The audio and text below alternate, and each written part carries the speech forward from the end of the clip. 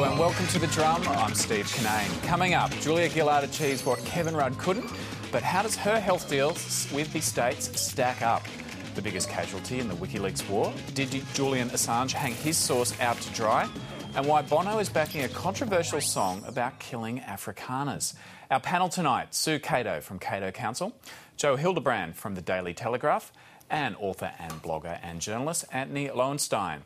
Well, Julia Gillard has managed to pull off a policy reform where her predecessor failed, striking a national health deal with all the states and territories. Under the revamped plan, the federal government will provide 50% of new health funding, but the premiers won't have to hand over their GST revenue. The Prime Minister says the package will create one unified system without the added bureaucracy. Walked out of the room having ensured we've got one national agreement, transparency, proper funding, local control, new investments in primary care and less bureaucracy. For people around the country, this does mean more money, more beds, less waiting time, more access to the health care that they want now and into the future. Conservative state governments may well be on board, but not the federal coalition. Opposition leader Tony Abbott called it the biggest surrender since Singapore, and Shadow Health Minister Peter Dutton says it won't last. It was obviously the case that there was a stalemate last night, and that instead of coming out to say that no deal had been reached, Julia Gillard decided to come out to say that a heads of agreement had been arrived at, and it's starting to unravel already. It will be 10 full years before the full money starts to flow from the time that Kevin Rudd first made his infamous promise to fix public hospitals or take them over. For the most part, the health lobby has welcomed the deal, but President of the Australian Medical Association, Dr Andrew Pesce, says it will all come down to whether the states are willing to cede control to hospitals. Funding agreement is necessary but not sufficient to deliver health reform. The real reforms will come from the other parts of the agreement which were struck earlier in the initial one and which have not been changed by this one. And I presume and assume that the premiers will honour their obligations under the previous deal to devolve decision-making to the local hospital networks to make sure that they put in place the legislative changes that are required to really make the decisions and deliver on-the-ground service reform, which is what the patient going to the hospital will see will improve their services. So what does this health deal mean for the government and for voters? Well, to break it down, we're now joined by the ABC's Latika Burke in Canberra. And Latika, we heard last time that this deal was meant to be historic, the last COAG health reform package. That didn't end up too well. What's the difference this time? Well, I suppose the difference is, Steve, that every single Premier and state or territory leader has signed on, whereas with the last agreement, Colin Barnett didn't, and eventually that was what stymied that deal.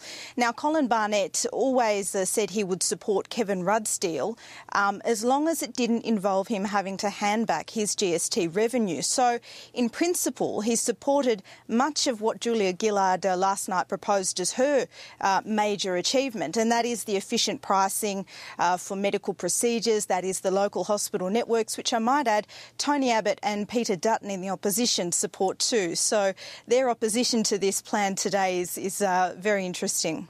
And Latika, we could see some opposition coming from the man people think will be the next Premier of New South Wales, Barry O'Farrell. He hasn't given any guarantee that he'll sign on to this deal.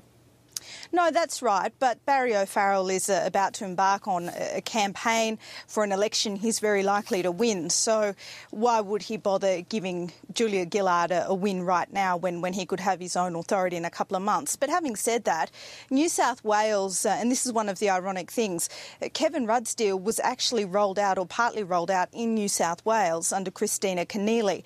So local hospital networks are ready to go there from July 1. And as Christina Keneally said last night at the COAG press conference, New South Wales has already rolled out many of those beds promised in the deal struck last April. So Barry O'Farrell would have to unwind some of those reforms, which might be more difficult than seeing them through. Latika, Professor John Dwyer was on Radio National Breakfast this morning and he was saying this is health funding reform, it's not health system reform. Now, Julia Gillard said she's going to deliver on reform this year. How is this going to play into her whole so-called reform agenda? Yeah, well, there's a lot on Julia Gillard's plate, as everyone has been saying. Not only does she have to price carbon, which to date no leader has been able to do, and two have partly lost their leadership because of it, she's also got to deal with the mining tax and all these other growing concerns. Now, she's put to bed this initial agreement, but Steve, mental health is still there, and that is a huge problem. Mike Rann, the South Australian Premier, successfully sought another COAG meeting to deal specifically with mental health, so that's going to come up. And also later in the year, in December, we're going to see the Productivity Commission report on aged care, which is another huge burden on the system. And you're right that this is really hospital reform as opposed to an overarching health system reform. And all those things interact. And a lot of the burden on hospitals and a way of reforming hospitals is to actually deal with the entire health sector, particularly preventive health. Latika, thanks for that, and we'll see you on the drum tomorrow night. Thanks, Steve. Joe, is this a win for Julia Gillard? I struggle to see how it is, really, I've got to say. I think it's a pretty weak sort of set of reforms. I think it'll be very difficult for her to explain to punters how the system has actually changed. You don't have a dominant health provider. The states are still able to pass the buck to the Commonwealth to the states. When Kevin Rudd announced this in 2007, I think it was meant to be done by 2009, so it's also 2 years late. He said that he wanted the buck to stop with the federal government if the states did not lift their game. During those 2 years that he was meant to implement it, they actually had a Labor government federally. You had a Labor government in every single state and territory. It defies belief that somehow still nothing managed to be done. Like, you almost have to work very hard to create that sort of inertia. The same thing happened with water, of course, as well. Like, these great windows of opportunity were missed. And I think it's just indicative that, if you put people in a room together for 8 hours, especially if it's COAG, that's a form of torture. That's like rendition. They'll come out at the end of that, they'll say anything. They'll start naming names, So instead they've come out with this heads of agreement. It's not even binding. The state's still to get control over how the funding is dispersed and distributed down the line to hospital networks, which, may end up just being another word for area health services, but just a few more of them just chopped in half. And I think, then you might start to see the same old inefficiencies there. We've got state oppositions all over the place, particularly the Libs, who want to implement smaller hospital boards, smaller hospital networks anyway. Like, it's just a mess. And if she can sell this one, she really should be out there with a fridge at Eskimo Land. Sue, what's your response to what Joe Hildebrand sees as an 8-hour torture session at COAG? I was going to say 8 hours. He's seen nothing. 8 hours is just the warm-up. That's normally right. Morning tea for these guys. And can I just say, on your Tony returning to military themes, they've been working so well for him, talking about policy. Yes. Thanks, Tony.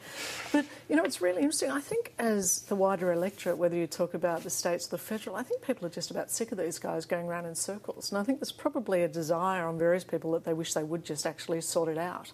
I've got to say, while I want an outcome, a little cynical that we're spending a lot of money all over the place and, reading what each one of the premiers has said is we're getting $300 million more. Ted Baillieu is saying they're getting more. Mike Rann say they're getting more money. So we've got a solution. How is it actually working? And, Joe, you're talking about the fact of what it doesn't hold. Yeah. The question is, what the hell does it actually deliver? It's pretty shallow. But, it's interesting to me, though, is Barry O'Farrell, who's about to inherit a government, being so negative. Barry's got to start talking about what he will do and what his health policy is and what they can deliver rather than ripping other people's positions down, I would have thought. Antony, your response to this announcement, this deal?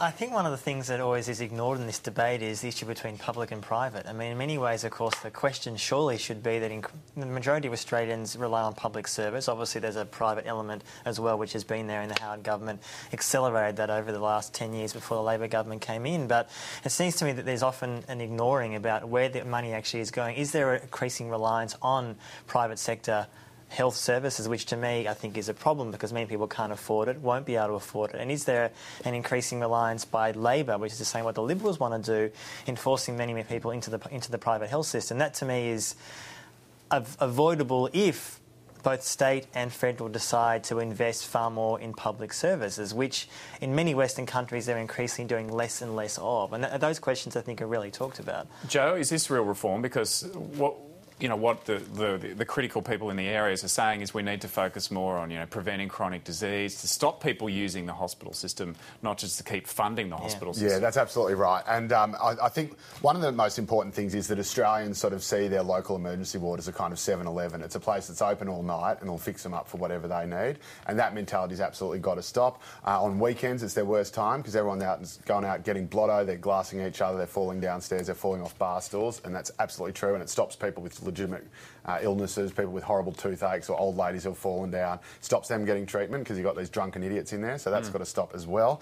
But I'll tell you what, the best way the federals and the states could reform hospitals is to follow the exact model that they use at St Vincent's Hospital in the middle of town in Sydney, and that is where you have one organisation that runs both the public and the private hospital. It's funded by the public, and what happens is every time someone goes to the private hospital, the Sisters of Charity, they're very sneaky, very shrewd businesswomen. They just wheel them across to the private. If they've got private health insurance, they just wheel them across to the private hospital. They bill the Commonwealth Government or the private healthcare provider for the full amount of their care, the full cost of their care, whereas with the other ones, the public hospitals have to just chuck them into a public bed where under the Howard reforms, they only get a tiny fraction of what it actually costs, which is an absolute criminal act of underfunding. And so all that they had to do was actually rope around a thing and say this is technically a private hospital, and they go cha-ching, and the private healthcare providers would be forced to pay for it. Well, moving on.